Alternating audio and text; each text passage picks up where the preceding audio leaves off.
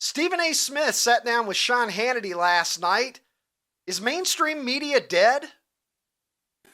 I think you're closer to being right than wrong. I think legacy media is in a world of trouble based on your description of it. And I'm not about here to dole out sympathy cards. There's no excuse for it. In the end, if you are in the media and you pride yourself on being a journalist, the first objective is to know as much as you can. Secondly, to be honest about what you know and you don't know. And you can be subjective in what you would like to receive, but ultimately you have to be an objective grabber of the information and make sure you're disseminating that to the masses. And what we've seen is people take an agenda. All right, Stephen A. All right. Be objective. I think that is supposed to be one of the hallmarks of good journalism. And that test has certainly been failed by the legacy media. Stephen A. going on to question the legacy media on cozying up to Donald Trump a bit since he won the election, saying that the guy's Hitler, he's the greatest scourge that we've ever seen. And now all of a sudden, they're not acting like he's so bad anymore. And this is another thing that I would say to people is a tell that the mainstream media has been full of because if you really believe, you cannot call somebody Hitler and then just like ease back into the bush like that gif that some of you have seen before, I'm sure, of Homer Simpson. You know, the one where it's just like whoops and he goes back into the shrubs or whatever. You can't call somebody Hitler and then just casually stop doing that and pretend that you never did it. Because if you really believe that, okay, one of two things has to happen. You have to continue to bang that drum because now more than ever it's important that you talk about it all the time because the guy's actually in power. It's a way bigger threat. You told us what a threat it was, mainstream media, what a threat he was. Saying the Madison Square Garden thing was tantamount to a Nazi rally. Now he's in power, so you should be quaking in your boots for real now, because he's not just the candidate anymore. He's going into the White House on Monday. It's a 5-alarm situation now, but yet we're not hearing it. They're not on Donald Trump as much as they used to be, are they? And why is that? Why is that? Because right now, it's a bigger deal than ever, or it should be if you really meant it. But you didn't, did you? You didn't mean it. And so the legacy media, this is a real problem because are you paying attention? Are you watching? Are you looking for the clues? Because it's all here. You can piece it together if you look at it. You told me that Donald Trump was Hitler. He's in power now. And the media is actually going way easier on him. And I can see it. It's anecdotal, but I'm looking at the media now and they are not on Trump like they were before. So either you never meant it or you are the worst kind of cowards that there possibly are. And neither one of those is something that looks good for you. The media is a joke on this issue. And if you look, you don't need me to tell you that. Watch their behavior and evaluate it for yourself. Use your own common sense and reason. ESPN is using a little common sense and reason. At least Burke Magnus, ESPN executive, acknowledging that not showing the national anthem and the moment of silence at the Sugar Bowl, before the Sugar Bowl, after the terror attack that occurred on Bourbon Street was a big mistake and that ESPN dropped the ball. Let's listen. There's a group of people in Bristol who just made an enormous mistake. It was a human error. It happens. I don't want to minimize it by any stretch. But as you noted, like nothing was normal about that next day, including our programming lineup, where we normally would have had College Game Day and that crew leading into the game. It wasn't that. It was Sports Center, which is done out of Bristol instead of inside. I could give you a whole host of reasons why it was not the normal circumstance. But at the end of the day, that was just a horrible error that was made by a group of really well-intentioned people who feel terrible about it. All right. I think it still leaves a bad taste in a lot of people's mouths. And I think ESPN, quite frankly, would be forgiven a lot more easily by some people for this if it wasn't for the entire context of the direction that ESPN has been going in for a long time.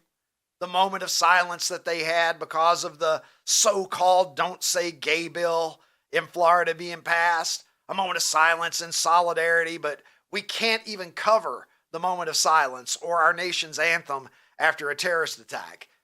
It looked exceptionally bad, even worse in the context of what ESPN has done in other areas of their coverage.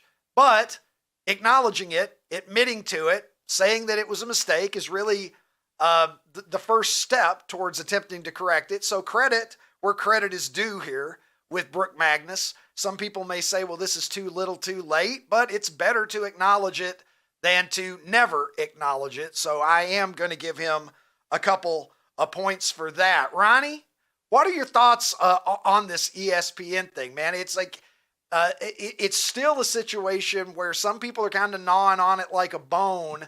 It just didn't set well. And the guy at least says that it was a mistake. And, you know, while I'm not a huge fan of ESPN by any means, I don't know that there's a lot more that they can do right now other than acknowledge it. The real test is going to be going forward. Are there going to be changes in how they cover things in the future? If they adjust and they get away from what they've been doing in the past, that to me, it's words are cheap, actions are expensive. Let's see what they do. How do you see it, Ron?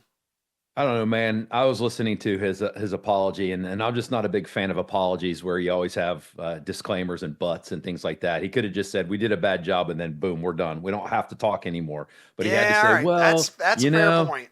You know, that's a fair point. It was a weird day, and, you know, we didn't programming. Yeah. So it's like, you know what? Just say you're sorry. Walk away. I agree with you. It could have been a better apology. I think I'm trying to kind of squint and see the good in it. Yeah. But I've heard you asked the more question. Authentic acceptances of blame than that, probably. Yeah. You asked me the question, do I think they're going to change? I absolutely think they're going to change for a little bit, and then they'll slowly ease back into who they really are. Because I'm just a big believer. You can fake anything for a little bit of time. You know, like I could go work a corporate America job for, I don't know, a month, and then the real me and how I really am would come out, and I would just fail miserably. So yeah, I think you're going to see them be a little bit more sensitive to things, and then they'll slowly go back to who they are. Ron, I'd like to go back to 70s cartoons. Is that a place that we can go back to? We've been talking about the funny papers. Few things I loved more as a kid, man, than Saturday morning cartoons. And this was my two favorite cartoons.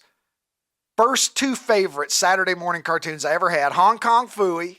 You hear the announcer sometimes at the top of the show say that I still carry a Hong Kong Phooey lunchbox, which I can neither confirm nor deny, by the way.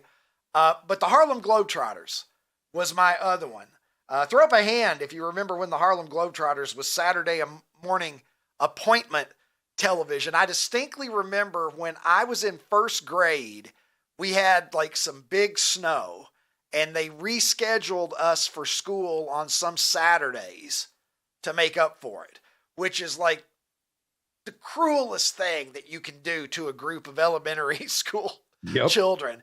But the teachers at least let us watch cartoons. And cool. I have a distinct memory of being in first grade, and the teachers rolled the TV in on the cart. And we all know the TV cart, that, you know, the party's on television cart rolling into the room. Like, oh, it's hell yeah. We didn't even care what the fuck it was.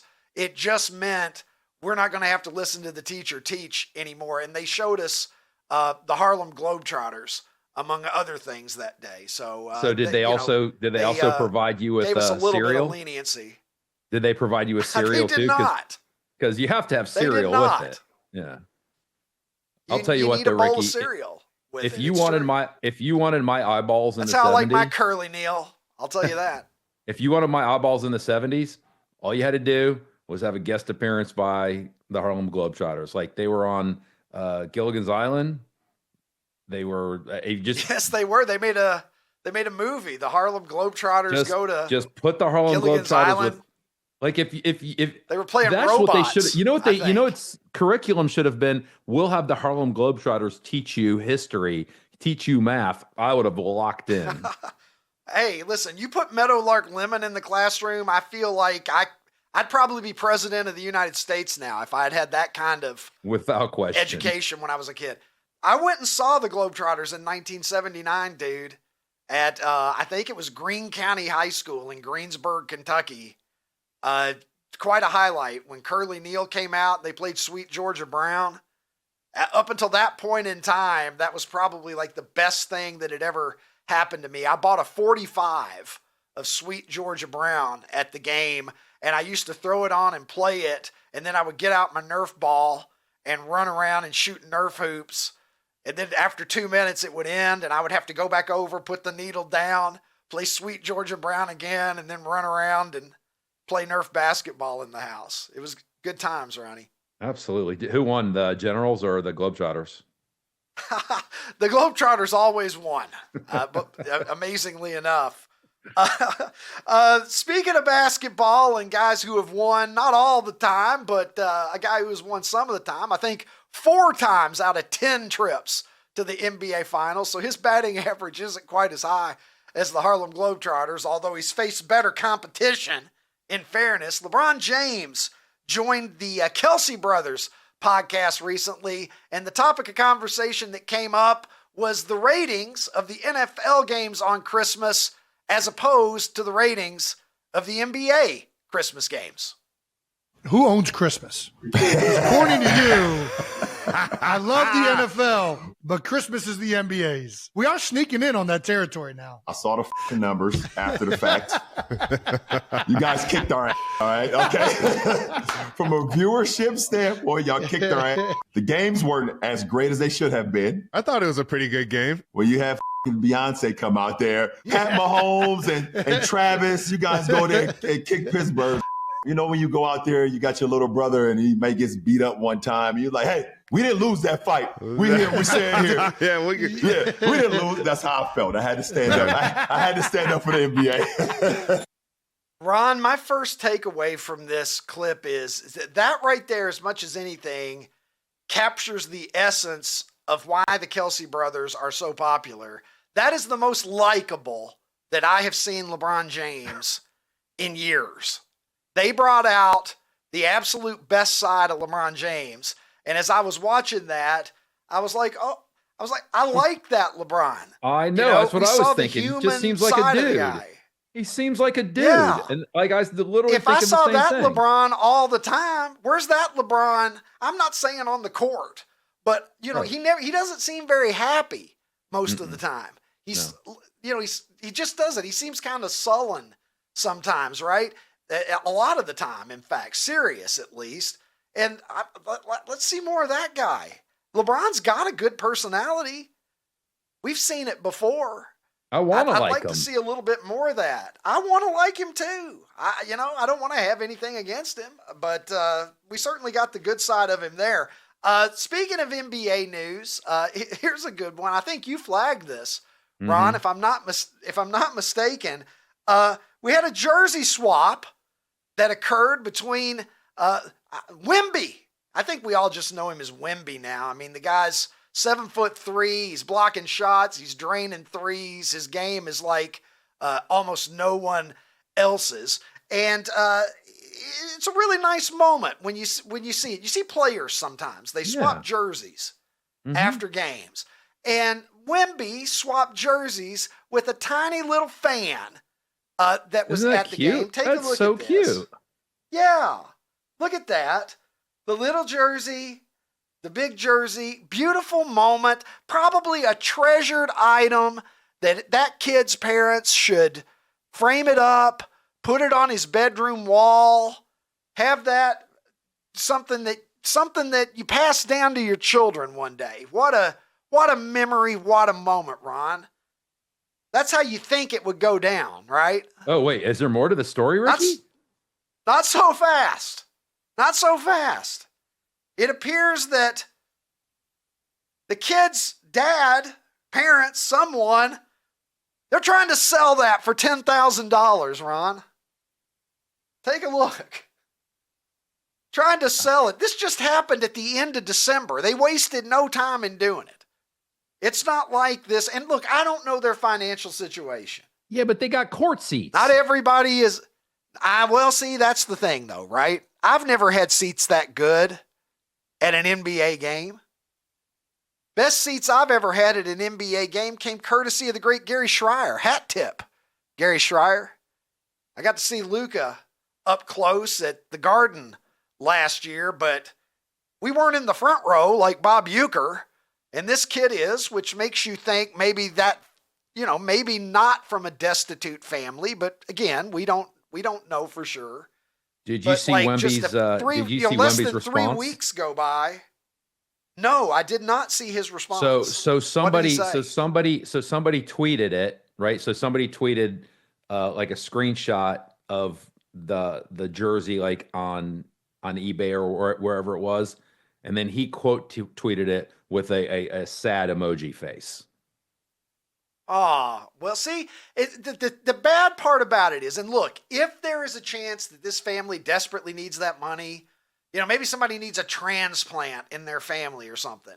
I don't know, but like in the big picture, if it's just a greed issue, the sad part about that is it's going to make him less likely to have that kind of beautiful interaction with a fan in the future. It's the same thing as these autograph seekers that stalk players all the time, and then they do it just to sell the stuff, make money, and then the athletes get jaded and they don't want to sign autographs anymore because they feel like people are using them as an ATM machine. I think Wemby, here's what I think, Ron. I think Wemby should balance the scales. He should sell that kid's jersey for like $10 on eBay. Let's buy it. How I'll about go half with you. I'll go half. All right. You're in. We're gonna do that. Ron, I had an interesting moment last night. I was out at the Fox Valley Mall last night with my 19-year-old daughter, who is you go to Chess King? About to head back down. I picked up a skinny tie and a pair of parachute pants. Orange Julius? Ron, I'll be wearing those on Monday. Yeah, I hit the arcade, played a little 10-yard blitz or whatever. What was it called? 10-yard fight? Was it 10-yard fight? I think was the game. I'm asking the wrong guy about arcade games. No. I realize, Ron, but we're walking along. I was there with my 19-year-old. She's about to head back to college out of state this weekend. And so it was my last chance to see her for a couple of months until spring break. And so we went to the mall, we were hanging, and my daughter says, she's like, hey, look, that kid's dressed like Donald Trump. And I turn around. My daughter insisted on talking to him, and she went up to him. They were there with like a couple adults, probably a parent, grandparent, something. And the kid on the right, which was a girl, had the Donald Trump costume on, and then came up after that and did like about maybe 45 seconds or a minute of a Donald Trump impromptu speech for me and had it down pretty damn good. So there's my Secret Service member there. You can see, I think that may be a firearm that is protruding from the Secret Service member's jacket here, but quite an unexpected sight. A pint-sized Donald Trump impersonator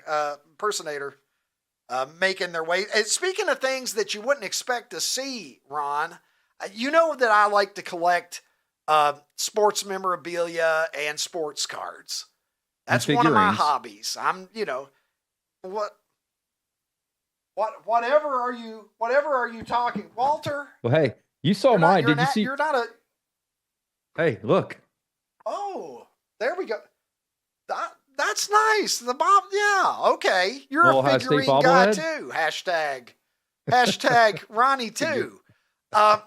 Here's one for you. You know, it's like trading card companies, they're doing more and more wild and wacky things to try to get people's attention. And here's one I never would have expected, but if you ever wanted to have a Mahatma Gandhi rookie card, here's your chance.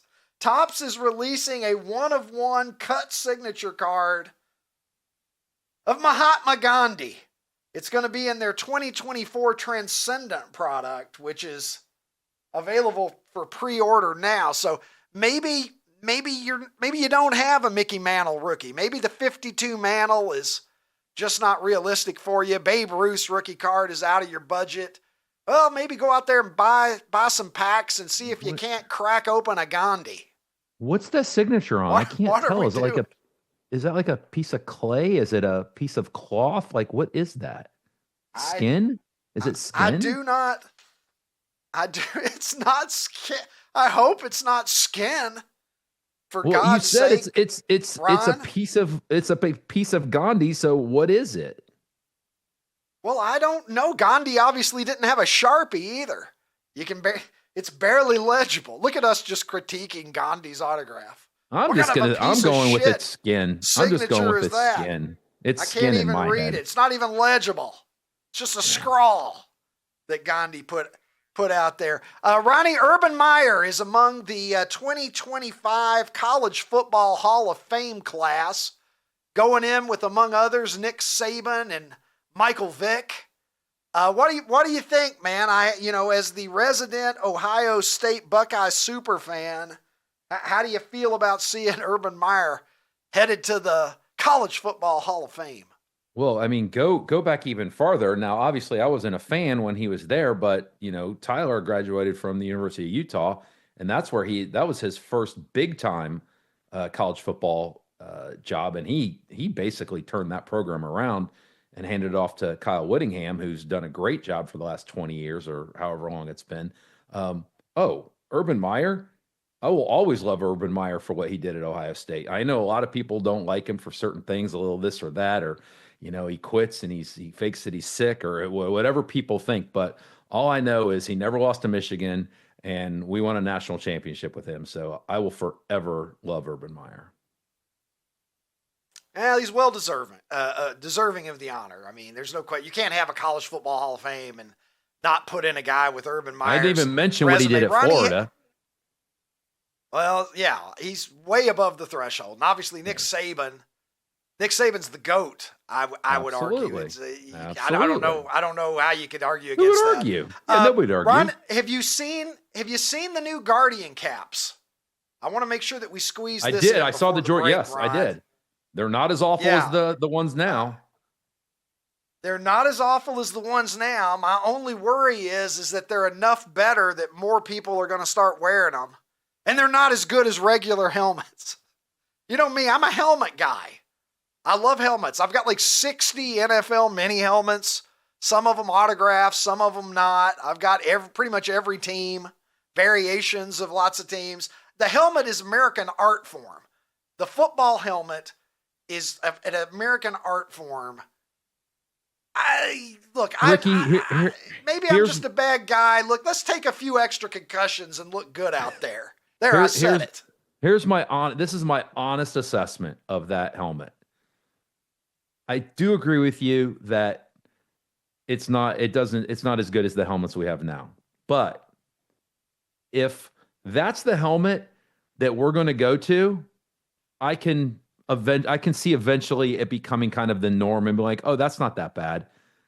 If it's the one that we have now, which is just basically that weird thing with the dye sub stretchy thing over it, I will never accept that. But I could see getting to the point where I accept that Georgia Tech one. That guy on the Rams, every game, the offensive lineman, they've got a guy who wears one. Everybody has one. Game, everybody has one guy. He's like, where's Waldo? Yeah, those guys are like, where's Waldo for me? My eyes always go to him, and I'm like, come on, man, you're an offensive lineman. How hard is anybody going to hit you?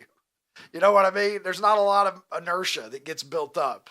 Former two-time All-Star catcher for the Milwaukee Brewers and a guy who knows and Bob Uecker and is happy to come on our program today to talk about the great Bob Uecker. I want to go ahead and go to this first before I bring him in. I want to go to the voicemail of Jonathan Lucroy is who I'm talking about. This is a voicemail. This is currently the voicemail on Jonathan Lucroy's phone, and the voice that you're about to hear is going to sound very familiar.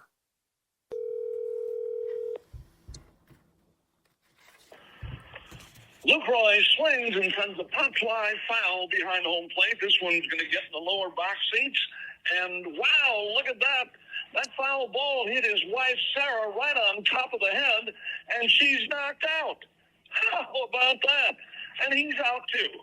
If you want a return call, leave your name and number. If you don't, leave your zip code. Thanks. All right, well, let's go to him now. Jonathan Lucroy joins the program. Jonathan, how are you? I'm doing good, guys. I'm doing good. I'm out golfing right now, so you caught me on a good day. But yeah, doing well. I mean, it's a little sad about you, but you know, he was up there in age. He lived a great life, so that's really what I'm really thankful for. Well, absolutely. We were talking about it yesterday. One of my all-time favorites. I was talking on this show yesterday, Jonathan. I read his autobiography when I was 14 years old, and he was just one of my favorite people. Never had the opportunity to meet the man, but it was just clear to me the kind of guy that Bob Uecker was. It just sort of came through the TV or it came through the radio, and he felt like a friend. And I'm sure that for Milwaukee Brewers fans in particular, and for players and people in that organization, anytime you hear somebody talk about Bob Uecker, it's with so much affection and respect. What are some of your favorite memories of Uecker? Well, I mean, I have so many. I mean, he had a locker in the clubhouse. You know, he would come in with us. He would exercise and there's a pool in there, like one of those pool things you can get in, and the current moves and you can swim in it. He would do that every day to exercise. He would come out and watch VP. You know, he'd come sit next to me at my locker and just talk. You know, he loved the catchers and he loved talking to the catchers, and that's what he did. He played in the big league. Not a lot of people realize that he actually played, you know, he played 6 or 7 years in the league, and he was actually a good defensive catcher. He part of his comedy shtick is that he would make fun of himself for not being a good player, but he was a big league catcher for a while. So you can't suck and do that, you know? So he knew what he was talking about, had a real good feel for the game. And you really saw how that knowledge of the game transcended over, you know, to his broadcasting. And because of his sense of humor and his wit, you know, how smart he was, super witty guy, super sharp, extremely funny, creative guy. And all that kind of stuff kind of added up to that perfect storm, all that experience and talent. And then that's when you get a Hall of Fame broadcaster who is unlike anyone ever. And he mentored a lot of us guys in a way. Like, he was kind of the guy that would come in, and I'd always sit there and talk to him a while just because I knew he was a former catcher and been around, you know, 50-something, 60 years. Right. And so he had a really good eye for people, and he would say hi to my daughter every day. He knew her by name. My young daughter at the time, he knew my wife. He had very, very good memory. So just one of those special people that you just hate losing. You know, you wish you could be on this earth a little longer, but at the same time, you know, the impact that he had while he was here and the life experiences he had is pretty. I hope I can live up to a quarter of what he did. You know, honestly, he was a special guy. Well, Jonathan, here's a great tweet of yours that we've got up now. You said, you guys know the story about Uecker batting lefty on his baseball card. He gave me the idea. Props to him, because the photographers never caught it. So tell us a little bit about this. This is pretty good stuff. Yeah. So I'm kind of a clown myself, and I was like messing with people. I wasn't nearly as good at it as you. You know, he was so naturally funny and creative with all that. Yeah, he told me, he goes, on my baseball cards, I would pose lefty just to mess with people. You know, he has a story about how he there's a picture out there of him in a tuba, you know, playing BP, you know, during BP. Yeah. I've And seen it. he said I asked him about it. I know I'll get back to the card in just a second, but I asked him about the tuba story, and he said there was a marching band, a high school marching band on the field during batting practice. And he walked over to the tuba guy and grabbed it and started walking around the field playing the tuba during BP. I was like, I would never do that, but he was just that guy, you know. He was funny, and he was a guy. I call guys like that like a glue guy. He was a guy that, you know, the team glued together. He was a glue guy, you know. And so as kind of a tribute to Uke, and because I don't take myself very serious a lot of the time, whenever we would do these ridiculously long picture days during spring training, I started posing lefty. And the photographers, they're just these guys that show up. They don't know, you know. And so I started posing lefty just to mess with people because, you know, I think it's funny. I had a guy tweet at me yesterday. He goes, my whole childhood, I couldn't understand why your baseball card, you were hitting lefty. I just didn't understand. And now I understand why. Is that a reverse negative? What's going on there? Yeah. Yeah. I mean, it's reverse negative.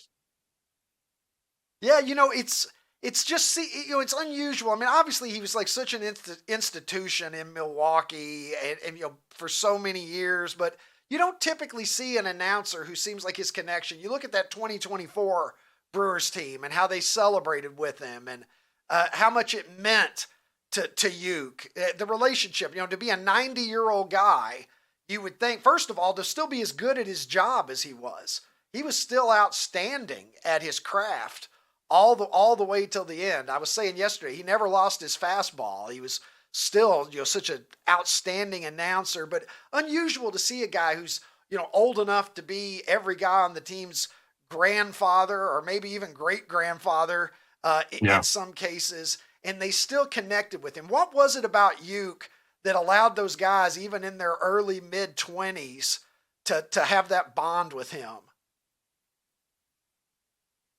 Well, I mean, he was around every day and a former player, right? And so he was just that relatable kind of a guy. I mean, he would come in the clubhouse, sit and talk with guys. You know, we had our little food room. He'd go in there and sit with guys. He would talk to everybody, and he was just relatable. He wasn't a guy that was unapproachable. You could approach him. I mean, the first time I approached him was my first big league camp in 2009 with the Brewers. And I'd seen him on TV with, you know, Major League and the movie and all that. And so I just walked up and introduced myself. And he's like, "Hey, how you doing? How you doing, Luke? Nice to meet you. Hey, you been hitting the nuts lately? How's it going? How your nuts doing?" You know, and he's just a funny guy. And, you know, like he did. First time I met him, he's talking about me getting hit and, you know, taking one off the cup, you know. And so he was just always making light of everything. He was a super positive guy. Always. I shared a tweet last night. I took a screenshot of a message he had sent me after I got ran over in 2019. I was actually with the Angels in Houston, and I got ran over, went into the hospital. He texted me checking in, and so I texted him back, you know, saying, you know, "I'm okay. I got a concussion, a broken nose." And he texted me back. He goes, "Yeah, I've had the same thing happen to me, except it was from my own team." And I remember laying in the hospital bed reading it. I was just laughing. I'm like, dude, this guy, I can't even be upset about me getting run over. Like that's funny, you know? And so he always knew how to make people laugh. And that was his thing. Like whenever he would do his games, if the game was a serious game and it was close, you know, he would call it straight up, right?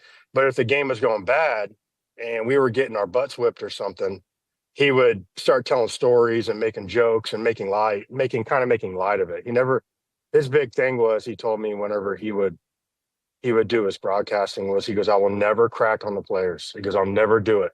I'll get on the umpire. I might get on the other team or the other manager." He goes, "But I will never get on the Brewer players because I know how hard it is, how hard the game is." And he goes, a lot of these broadcasters will wear these dudes out when they make a mistake. He goes, I will never do that because I understand the game is difficult and mistakes are going to happen. And so I always respected that about him because I played on 11 different teams, and there were a lot of broadcasters that would crush players their own players when they would make mistakes. And he never did that. He never did that. He was so positive. And that's why you can't find one player. Like, good luck finding one. Find one player that doesn't like him. You're not going to. It's not going to happen. And that's because, he always was speaking good about us. Well, God bless him. He's one of those rare people that when his name comes up, it just seems like it's about as close to 100% approval as anybody in American sports. And just hearing your personal reflections, it tells you why. Jonathan, before you go, we appreciate having you on. Any man who's willing to interrupt a round of golf for this, I got to tip my hat to you. We appreciate you making time. What kind of a round are you working on right now? What hole are you on, and what kind of score card have you got going here? I'll just put it to you this way, guys. I don't keep a scorecard. I just come out. Well, that's the first trick to enjoying golf. Dude, right there. You're already ahead of the game. You would think I'd be good at golf because I played baseball, but it's quite the opposite. I'm not good with the the feel stuff. Like, I'm always like, I got to hit it hard, and I can't do that, right? Not in golf. So baseball, like, it's hard to turn that off, from baseball. So I'm working through it. So we'll get there one day, but it's just having fun today. Well, you're making me feel better about my own game. If a Major League All-Stars is struggling, then, I won't be so hard on myself the next time that I'm whacking it everywhere all over the course. Jonathan, thank you so much, man, for making some time with us today. And those were some great memories of Uecker that you shared. We appreciate it. Yep. Thank you guys for having me on. And, I appreciate you guys talking about him and making him look good because he deserves it. So thank you, guys. Hey, OutKick fans on YouTube, if you enjoyed this episode, hit the subscribe button and make your way over to OutKick.com where you can watch the full episode.